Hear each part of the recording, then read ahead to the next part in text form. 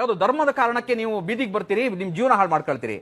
ನಿಮ್ಗೆ ಒಂದು ಹೇಳ್ತೀನಿ, ಶಿವಮೊಗ್ಗದಲ್ಲಿ ಗೋಕುಲ್ ಅಂತ ಬಂಗಾರದಂತ ಹುಡುಗ, ಗೋಣಿಗರು ಅಂತ ಹೇಳ್ತಾರೆ ಶಿವಮೊಗ್ಗದಲ್ಲಿ, ತುಂಬಾ ಪವರ್ಫುಲ್.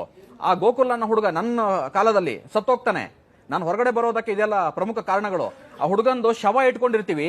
ಇವತ್ತು ಬಿಜೆಪಿ 2 ಜನ ಪ್ರಮುಖ ನಾಯಕರು ಹೇಳ್ತಾರೆ ನನ್ನ ಹತ್ರ, ಮಹೇಂದ್ರ ಫಲವತ್ತಾಗಿದೆ ಭೂಮಿ, ಊಟ ಮಾಡಿ ನೆಟ್ರೆ ಒಳ್ಳೆ ಫಸಲು ಬರುತ್ತೆ ಅಂತ ಹೇಳ್ತಾರೆ. ಇದಕ್ಕಿಂತ ದೊಡ್ಡ ಭೀಕರತೆ ಬೇಕಾ ನಿಮ್ಗೆ?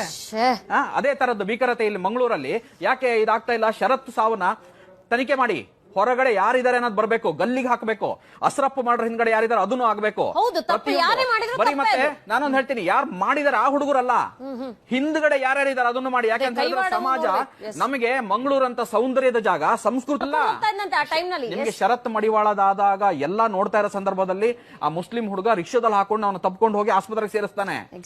ನಿಮ್ಗೆ ನಾನೇ ಬಜರಂಗದಳ ಸಂಚಾಲಕ ಆಗಿರ್ಬೇಕಾದ್ರೆ ಆಗುಂಬೆಘಾಟಲ್ಲಿ ಆಕ್ಸಿಡೆಂಟ್ ಆದಾಗ ನನ್ನನ್ನ ಬಂದು ಆ ಸಂದರ್ಭದಲ್ಲಿ ಎಲ್ಲ ಒಂದು 25-30 ವೆಹಿಕಲ್ ಹೋಗುತ್ತೆ, ನನ್ನ ಎತ್ತಿ ಬಂದು ಸಂಚಾಲಕ ಆಗಿರ್ಬೇಕಾದ್ರೆ ಅಜಕಾರಿನ ಅಸ್ರಫ್ ಅಲ್ಲ ಅನ್ವರ್ ಅಂತ ಅವ್ರು ಬಂದು ನನ್ನನ್ನ ಆಕ್ಸಿಡೆಂಟ್ ಇಂದ ಎತ್ತಿ, ಆಮೇಲೆ ನಮ್ಮ ಹುಡುಗರೆಲ್ಲ ಬರ್ತಾರೆ, ಎತ್ತಿನ ತಗೊಂಬಂದು ರೋಡಿಗೆ ಬಿಟ್ಕೊಂಡು ಎಲ್ಲ ಇದ್ ಮಾಡಿ ನನ್ನ ಟ್ರೀಟ್ ಮಾಡ್ತಾರೆ. ಒಂದು ನಿಮ್ಗೆ ನಾನು ಯಾವಾಗ್ಲೂ ಹೇಳ್ತಾ ಇದ್ದೆ, ಮುಂಚೆನೂ ಹೇಳ್ತೀನಿ, ಮುಸಲ್ಮಾನರನ್ನ ಟಾರ್ಗೆಟ್ ಮಾಡಿ ಧರ್ಮ ಕಟ್ಟಕ್ಕಾಗಲ್ಲ, ಮುಸಲ್ಮಾನರನ್ನ ಟಾರ್ಗೆಟ್ ಮಾಡಿ ದೇಶ ಕಟ್ಟಕ್ಕೂ ಆಗೋದಿಲ್ಲ.